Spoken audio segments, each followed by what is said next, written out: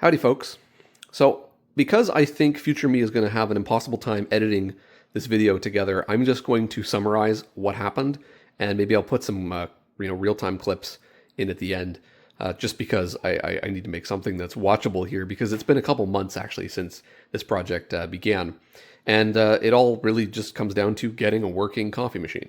It started with me picking up this Nespresso Vertuo coffee machine, and it was given to me for free because the top bearing has failed, as they all do, because they get water in them, and then they seize up. And so I just replaced the bearing. I put as much food grade grease in there as I could to try and keep water out, but of course it's a flawed design. There's really nothing you can do about it. This bearing is getting growly, and I've only got one more bearing of this size, so the days of this machine working are numbered. So I really wanted to just find another coffee machine, and so of course another one comes up for free. It's a different model, so I decided to pick it up. And that brings us back to this machine, and this is a Breville Nespresso Vertuo Next Premium or whatever. And this one was given to me for free because it doesn't read the pods. That was the complaint. And I guess if you're not familiar with the system, this is what the pods look like. This is a used one, of course. It's got a circular barcode around the rim, and because the pod spins for part of the brewing cycle, I don't really know why. I'm not a coffee person. I don't actually end up using these machines, but they've added this barcode on there so they can, it's just something that they can do as they read it, as it spins. They can read it with just a regular, infrared optical sensor. And that gives information about the brew time, the temperature, spin speed, things like that. So anyway, you would put the pod in, and it would try to read the barcode, or it'd look like it, and then it would just give you an error, and it would do the same thing with or without a pod. So I think that's how the original person came to that conclusion. So I ended up disassembling the entire thing, not really knowing how to take the thing apart, and this thing is way over-engineered in terms of the plastics and the way everything fits together. And I have a bunch of footage of me slowly going insane because I'm testing every component to do with this. This is the actual barcode reader board itself. And it's incredibly simple. It's just an IR emitter, a photodiode, 2 op amps they've got in series, a little microcontroller that takes the output of the op amp, and there's just a serial communication between this and the main processor. And that's all it is. And, everything on here was working. I tested every component, everything was working. And but the signals that I was getting, it was just swamped out, and things just didn't make sense. And eventually I sort of got to the conclusion that there must be something missing, like an actual part of the optical assembly that's missing. And I eventually confirmed that by finding a picture of somebody else had posted online. And yeah, this machine was actually missing a little plastic baffle. And I might as well show it to you. This piece right here, which forms a plastic baffle and also has a pinhole over the IR emitter, this piece was missing from this machine. And I say missing as in, I don't ever remember seeing it, and I never found it. There's no way it can come out of here without full disassembly of the machine, so it's not like the previous owner lost it, and I could not explain where it went. But anyway, I wasn't going to get anywhere without this piece, and I tried to make this without having it. So I tried to 3D print it, but it needs to be, optically opaque to infrared, so that didn't really work too well. The dimensions matter for the optics and everything. So I tried a couple things, and I gave up on trying to make this. And I said, well, I'll just wait until I get another machine that's free, and I can steal this part from it.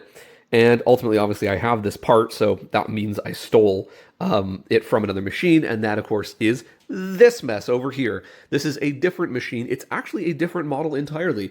This is a Nespresso Vertuo Next, so this one doesn't have the Breville name on it. I think this is older by about a year. This appears to be the original design, which is actually not the same. There's some subtle differences between this and the other one. And of course, this one had the piece, so that was what I was going to steal. And this one I got for free for the exact same reason. Doesn't read pods.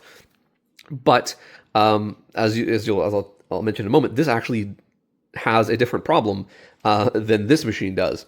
So what I started by doing was just taking this plastic piece and putting it in here. These are just some fly wires so that I have my scope hooked up, and I can look at what's happening with the op amps and stuff. Anyway, I just put this in this machine, and it actually now gets past reading the barcode, and it now errors out later on in the brew process. And I suspect that if this thing was originally there the whole time, which it has to be, then, and somehow I managed to lose this despite, I'm in my kitchen. There's not many places it could go.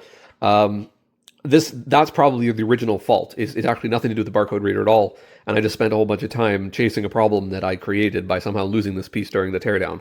I don't know. So this has a different problem, but this one, if I took apart the barcode reader and I expected it to be covered in coffee or broken or something like that, and it was fine. And it truly had the exact same problem. And so I took the board out of this one that has these mod wires on it, and I put it in this machine. And what I can show you some footage of is there was actually no signal coming back through the op amp. Like absolutely nothing was coming back. And because I had this machine, and I know that the optics in this machine are working because I disassembled the entire thing. Like, I mean, I took like the clear circular light guide out of this. I cleaned both sides, everything. Like I know that this thing is perfect, and it was working. I could see the pulses. I could see the data on the scope, and this thing was nothing. There was absolutely nothing happening here. So I thought it has to be a dirty optical path, but not at the top. It has to be at the bottom where the previous owner couldn't get to it. And it turns out that yes, that is actually the problem. It was actually the little transparent lenses that go on the holder. This is the plastic holder that board sits in, and that is where the actual fault was. It was basically, this thing was just completely opaque with coffee residue. You can see that it had spilled on it and it managed to not get on the board, but I had to take this apart and clean it. And this whole thing has to come apart to get at this. You have to lift this piece out to get to it because it's screwed on from the bottom. And that means you have to take the wiring harness apart to get the wire length here. And you've got to take the hinge apart. The bottom has to come off. All the plastics all the way around have to come apart. It's a nightmare to get this thing apart, and I don't see any other possible way to do it. And these two machines, they look the same on the outside, but this is the big thing that told me they're not the same machine, because this motor actually drives the sort of like a drip tray thing, or it looks kind of like a little tray to do with the spout, and it actually causes the spout to retract, I think to prevent drippage. The premium model that replaced it doesn't have this. So obviously they actually removed some functionality, which I think is kind of funny, and then they called that the premium one. But anyway, this is the one that I'm going to fix because I am like 98% certain the only problem was just the coffee on this lens. So that's ultimately what this has come to.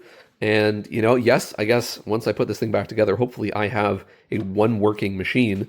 I really hoped that it wouldn't come to this, but I wish I really wanted to make a video where I actually got to the root cause of the problem with these machines, because these are notoriously unreliable. And I had one that had the common unreliability of not being able to read the barcodes, but cleaning the optical, the light pipe at the top didn't fix the problem. And so I thought we were going to get to an electronic fault or something, but no, unfortunately, it was really, really quite simple. And the one machine that has some other fault, I can't dedicate any more time to figuring it out. And it's probably not even electrical to begin with. It's probably a pump or a motor or something that's not working, and that's why it's failing out, or a sensor or something that's failing out later. But anyway, that's the whole thing. And if you'd like to see some footage of me doing some testing and things, I'll put some footage in, probably with some title cards on the video, just to explain when they were taken, just so you can see my process. But anyway, yeah, this was not the video that I wanted it to be, but I'll release this anyway, in case it helps anybody, in case someone's got one of these with that problem, and cleaning it doesn't fix it. Then it's definitely just probably dirty lenses. The worst case scenario is that board is actually got coffee on it. That would be the worst part, is if this was actually wet. You'd be able to fix it, possibly. You could fix everything except for the micro on here. It's actually got a relatively beefy ARM processor on here, but everything else is standard. It's just an op amp, and I don't know exactly like what the two diodes are, but you could find something equivalent. And the testing of this is not hard. I mean, you can test the IR emitter by just using a phone camera. You can use a diode check on a multimeter and a flashlight to check the photodiode. Or the easier way is to actually just put this in the machine and just shine a flashlight down and tack on to the pins on the rear. And I think one of the video clips that's coming up, I explain what the pads are for. But you can actually just check the output of the op amp, and if you shine a flashlight down into it while it's powered on, because the analog stuff's always working, you can see on the scope the level changing that goes into the micro. And so you can test the basically the whole thing. You can figure out if it's the micro that's working, or the one of the two diodes is not working, or the op amp is bad. And you by the flashing pattern of the LED, you can tell whether the serial communication is working. So even if you've got some damage on this board, it's probably repairable. And worst case scenario, do what I did: find a dead machine and rip this board out and replace your board with it. And you can get to this board quite easily.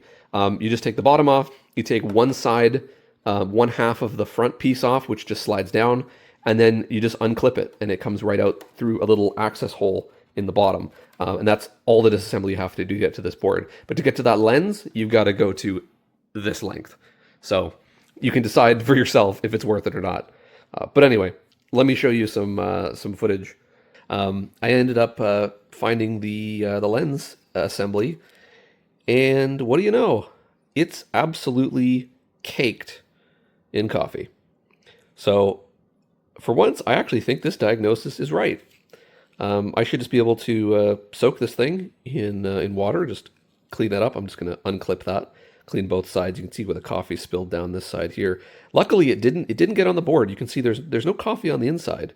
It's only on the outside. What that other motor was for, it's part of this spout assembly. So this is where the coffee goes in, and that's the spout the coffee comes out, and it's on a little spring-loaded teeter-totter. And that motor essentially retracts the spout, so I guess so it doesn't drip. So the old units have like an anti-drip, and the new units don't. This is the second unit, and I've put the board from the first unit in with these mod wires on it. And I've put a pod in, and this pod has been modified with a piece of aluminum foil, just so that as it goes around, I have a nice super reflective spot to look at. And I've noted the position of that, and I've noticed that it is indeed spinning the pod, because when I open it up after running it, it's in a different spot. So it is spinning the pod, not just making a weird noise. But what's interesting is I'm just looking at the output from one of the two op amps. I don't remember which is which, because the other wire broke off. And what I notice is that when I run it, I get absolutely nothing coming out of the op amp. Like, not even a little bit of signal is coming out of that op amp. However, and let's see if I can do this one-handed without getting it to eject that pod. However, if I take a flashlight, for example, let me just go grab that, and don't worry about that, and I shine the flashlight down where the light pipe is, right? Let me actually just take the pod out completely so you can see this better.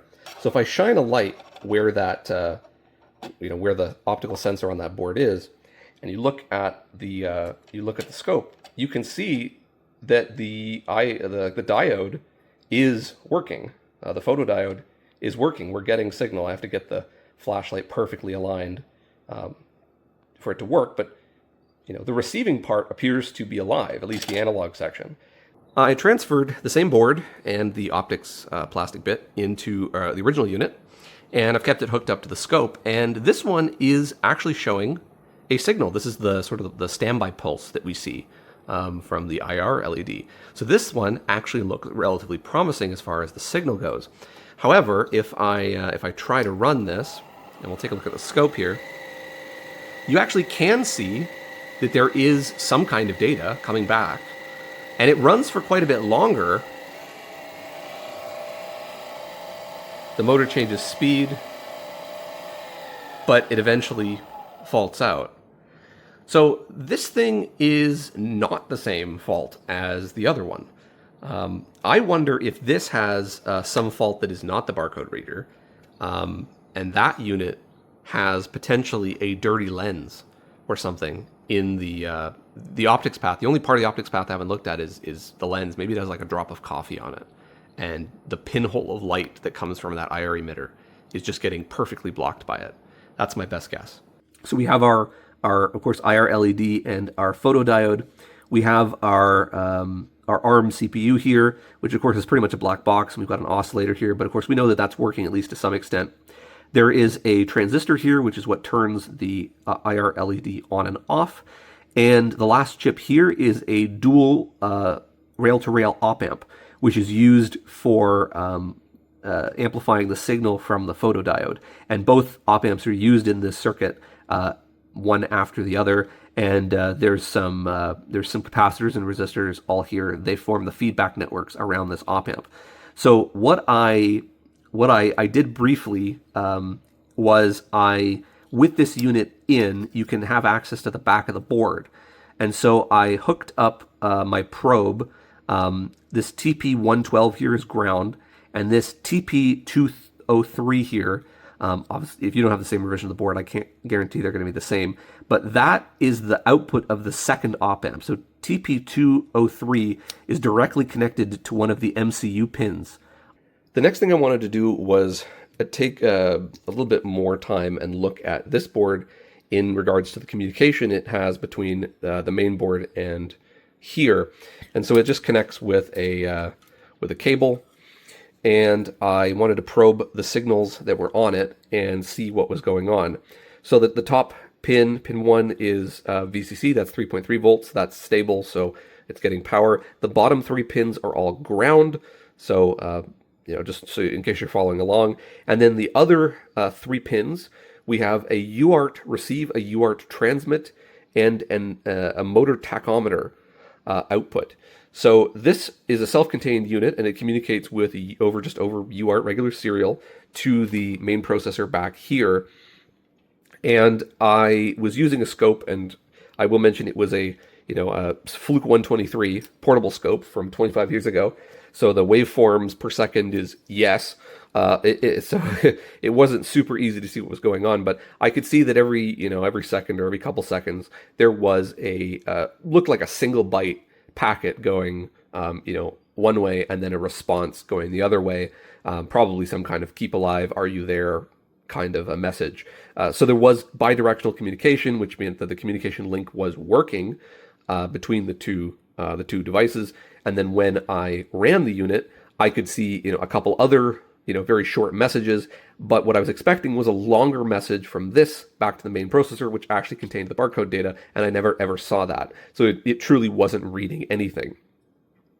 The other signal is a tachometer output, and so this, once it has a lock on the barcode, should output a square wave variable duty cycle based on the motor RPM, so that this board, which is what actually controls the voltage to this motor, can vary it to get a target speed. But there was no clock edges on that at all, and that doesn't surprise me, because if this can't detect the barcode, it can't possibly know what the RPM is, so that isn't surprising. So the signals here were what was expected. I checked all the connections through the connectors and the wire. There were no breaks. Everything had continuity. So communication was working, so it wasn't as simple as that.